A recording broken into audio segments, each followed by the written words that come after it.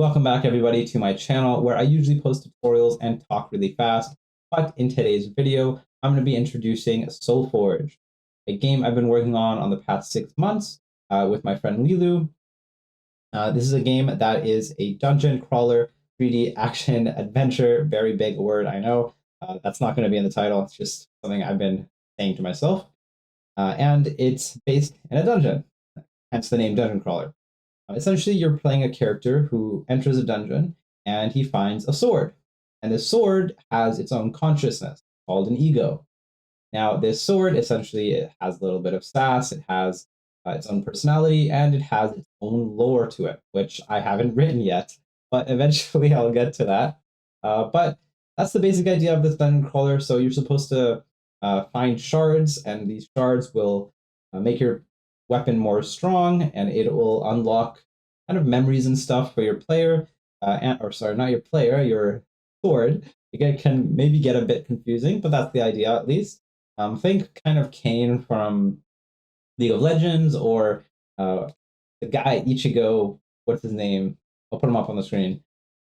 And yeah, that's basically it. So what I've done for my game so far is I originally worked on the player. Originally I had obviously just a cube, and it wasn't very good, but now we have this, but this still doesn't look very good. And so my partner Lilu is working on remodeling our player to something that looks a little better. And he also did the NPC wizard because there was an NPC that I added in the original part of the game where you would talk to him, he would give you a quest, and that was kind of the base of the game originally. The first level, the first 2 levels, but he didn't look very good, so Lilu decided to remodel them, and it looks pretty good. So yeah, now for the monsters. Originally, I actually had a pathfinding algorithm I was going to do for my player to do a point-and-click mechanic in my game. Then I quickly scrapped that because it was kind of boring, similar to Minecraft, or not Minecraft, RuneScape. So I scrapped it, but I did end up using the algorithm on my monsters, where my monsters used the whole pathfinding thing to find my player and attack him. But I'm not super happy with it, but we'll revisit that. And then my environment. My environment was pretty decent, but it was more of a horror game environment, which I wasn't super happy with either. So I kind of tuned with some of the settings, and I'm going to keep playing around with them. And that's kind of, I think, the best way to do it. Just play around with the settings and see what you get. Now, one of my prouder things is this fire environment that I made.